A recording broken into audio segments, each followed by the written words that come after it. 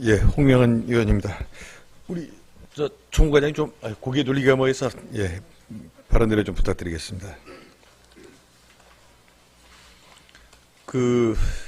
어제 총무과장 송종수입니다. 어제 오늘 연일 하신데 어제 오늘 이렇게 우리가 결산하면서 보니까 인건비 문제가 지금 집행률에 있어서 좀 문제점을 많이 지적하고 있는데요.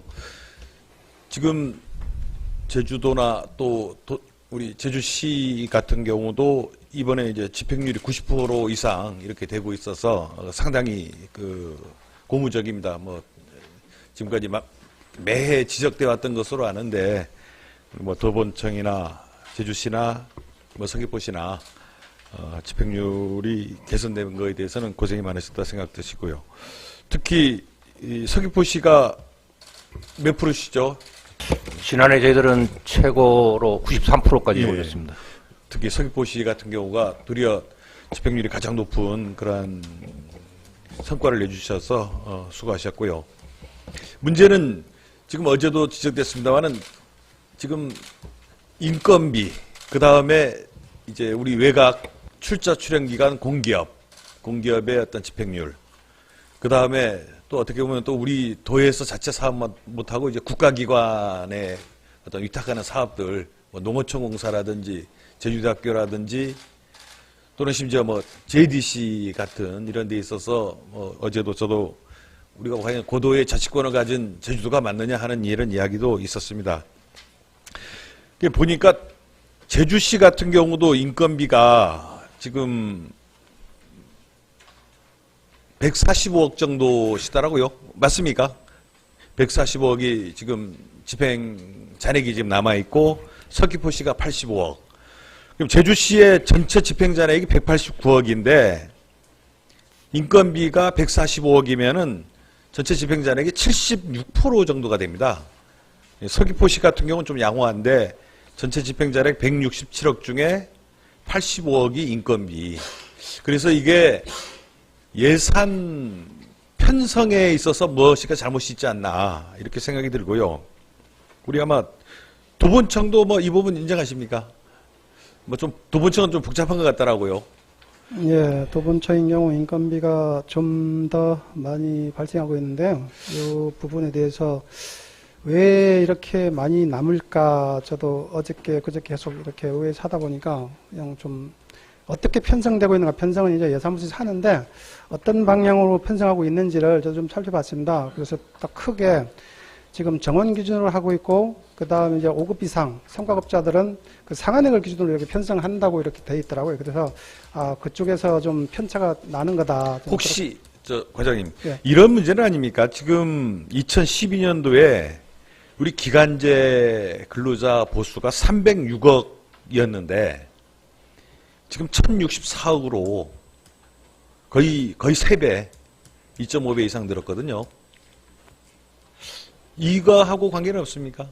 아니, 그 부분도 기간제 근로자 보수도 집행잔액이 좀 발생하는데 그거보다는 일반직 보수에서 많이 나오는 게 많이 남습니까? 결국은 일반직 보수는 예측이 가능하잖아요. 아니, 예측이 어려운 게 과거에는 그냥 단순히 모든 게 다 정규직 그냥 호봉에 의해서 이렇게 산정됐지만 재작년부터 5급도 성과연봉으로 바뀌었고 그 다음 최근에 들어서 개방형이라든가 임기제가 많이 들어오다 보니까 우리가 통상적인 봉급체제하고 많이 달라졌거든요. 그러면 예산 편성 기준도 그럼 달라진 체계에 맞추려면 성과급 적용 대상자를 상한제로 할 게 아니고 우리가 평균 호봉 개념 하듯이 지금 워낙 숫자가 많다 보니까 5급 이상 다 성과급이거든요. 그러면 상한에 도달한 사람이 그렇게 많지 않습니다. 최근에는. 그러면 상한액에 80%를 한다든가 이런 식으로 이게 좀 더 복잡해지니까 계산을 해야 됩니다. 이게 복잡해진 거에 맞는 예측 방식이 지금 아직 개발이 안 된 거군요. 그러면 아무튼 그 부분은 좀 빅데이터 분석하듯이 분석을 해서 좀 시뮬레이션을 좀 다양하게 하면 될 것 같은데. 채용 분야가 다양하다 보니까 그런 성과급에서 많이 차이 나는 거 아닌가 이렇게 봐집니다. 한번 그 부분을 데이터를 좀 해서 좀 개선책을 우리 미래전략국이 있지 않습니까? 그렇게 해서 좀 개발을 했으면 좋겠고요. 좀 AI 시대인데 그런 부분을 하고 그다음 하나 좀 여쭤볼 게 지금 여러 의원님들 말씀 계속하셨습니다만은 지금 그 우리 행정시장 임명과 관련해서 우리 총무과가 어쨌거나 이제 소관과이기 때문에 이 부분 좀 몇 가지 여쭙겠습니다. 그 지금 원래 지방공무원 징계 규칙을 보면은 예.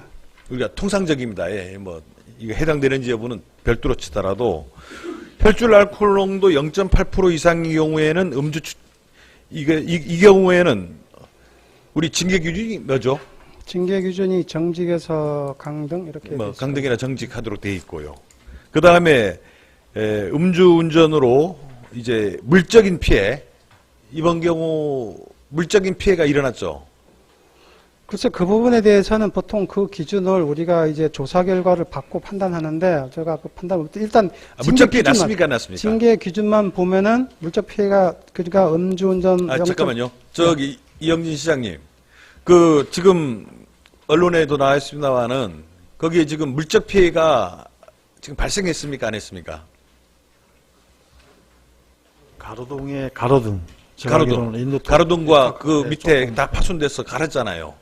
그거에 대해서 구상권 청구했습니까? 그 금액이 얼마죠? 저희들 변상금 4만 원. 4만 원요? 예, 예.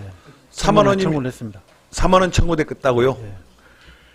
그 다음에 이 부분 물적 피해를 분명히 입혔는데 바로 조치하고 했습니까? 아니면 다 뭐 나중에 했습니까? 며칠 후에 했죠? 몇 시간 후에 했습니까?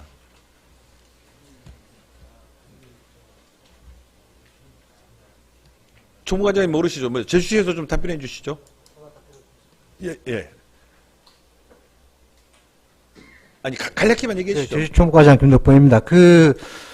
가로등 받은 다음 날 예. 본인이 그 건설과로 자진 신고했다 그럽니다. 건설과 자진 신고했는데 건설과에서 현장 가보니까 예. 경미한 걸로 판단이 됐다 그럽니다. 그러면 그래가지고 4만 원으로 그 원상복구가 가능합니까? 그거는 변상 기준에 의해서 그렇게 건설과에서 그 변상금을 부과했다는 걸로 알고 아니 있습니다. 그 가로등이 4만 가로등이 원으로 전체 나간 건 아닙니다. 아니 그러니까요. 원상복구가 돼야 되잖아요. 원상복구가 됐습니까? 4만 원상 원으로? 복구는 건설과에서 했습니다. 밑에. 아니 그 4만 원으로 원상복구가 됐냐고요. 그 찌그러진 가로등이. 그 부분에 대한 거는 그 그거 건설과에서 시민의 재산 아닙니까? 건설과에서 책정했기 때문에 그 부분에 대해서는 그쪽으로 확인. 아니 상식적으로 생각을 해보세요. 그렇게 해서 다 끝난 겁니까? 4만 원으로? 그 부분에 대해서는 의원님이 얘기하시는 부분도 저희들은 정확히는 알 수 아니 없겠습니다만. 총무과장님이 상식적으로 한번 그 답변을 해보십시오. 그게 가로등이 대략 얼마짜리죠? 가로등 설치비는 1,000단위가 넘을 걸로 알고 1,000만이 있습니다. 넘죠. 예, 그 개인별로. 자, 아니 그러니까 네. 이거를 뭐가 발생하면 그게 원상복구가 돼야 되잖아요. 원상복구가 지금 됐냐고요. 의원님 조사합니다만 제가 알기로는 예. 가로등이 안 켜지거나 그렇게 할 정도로의 파손은 아니라고. 아니 자동차가 보고 있습니다. 찌그러지면은 그 찌그러진 거는 원상복구가 돼야 되잖아요. 우리가 상식적으로 그렇잖아요.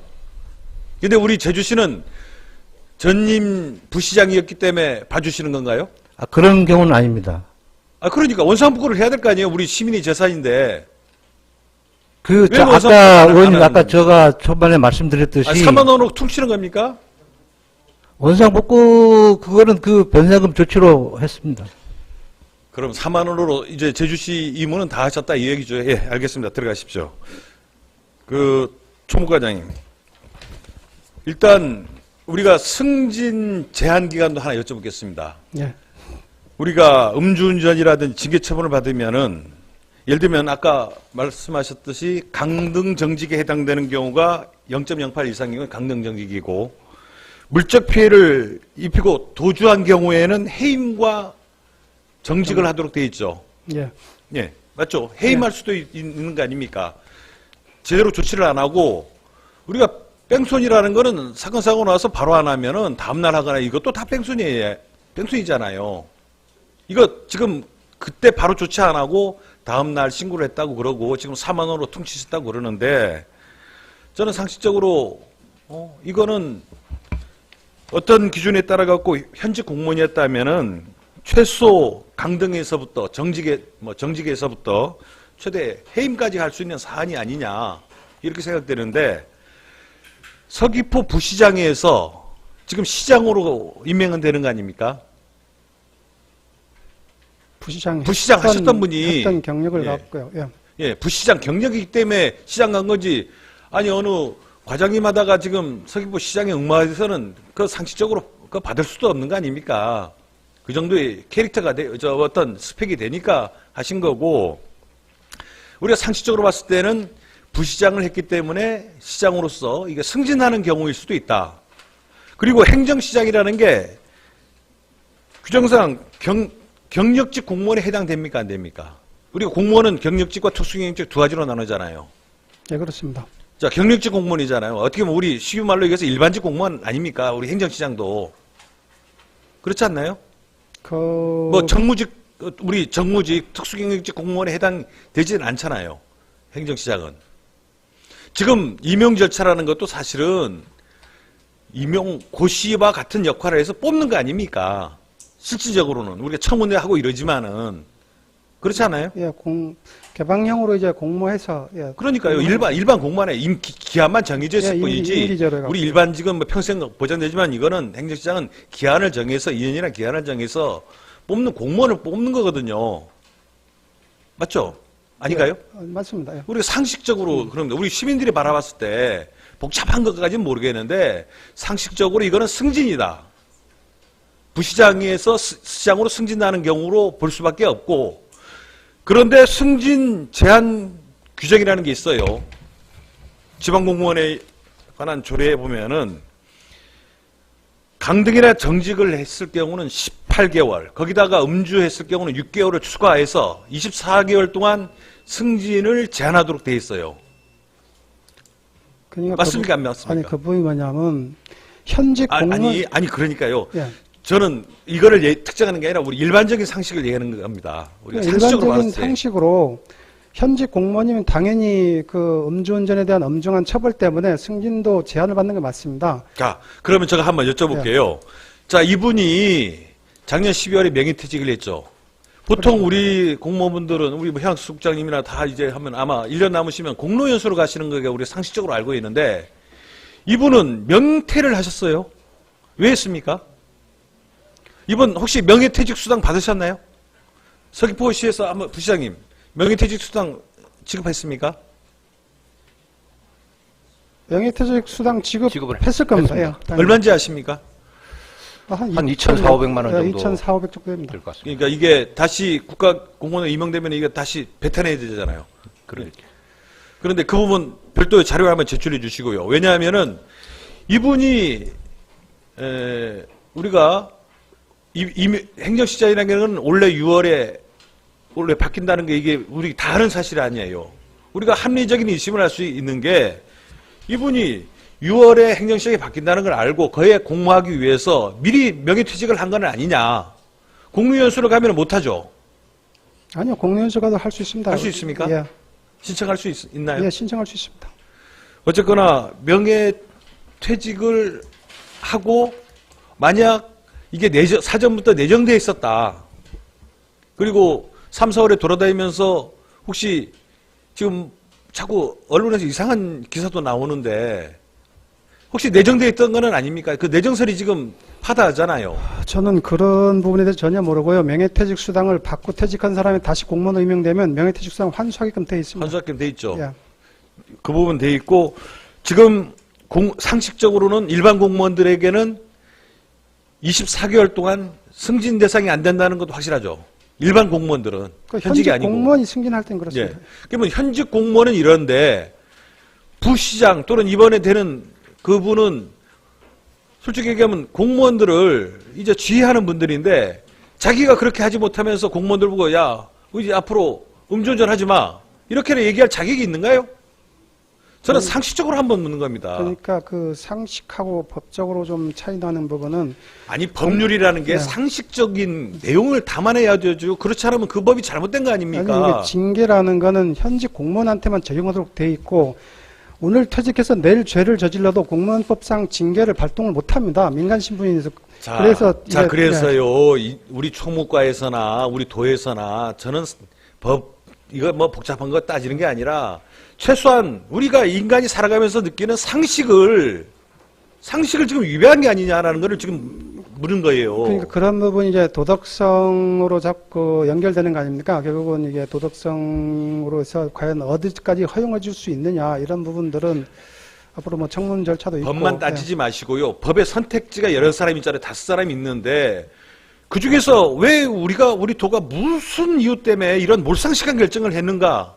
예? 이거를 지금 우리 도민들에게 설명을 해야 될 거 아니에요. 저희들이 봤을 때 누가 이게 상식적인 판단이라고 하겠습니까? 혼자 한 것도 아니고 5사람이나 있었는데 도지사가 선택을 잘못했던 도지사를 보좌하는 총무과에서 보좌를 잘못했던 이게 아니냐 이거예요. 뭐 특별히 하시는 우려하는 부분 잘 알고 있습니다. 예. 이런 부분들, 이런 지적이 있다는 거를 이런 도민들의 목소리를 참고하십시오. 예, 알겠습니다. 수고하셨습니다. 예.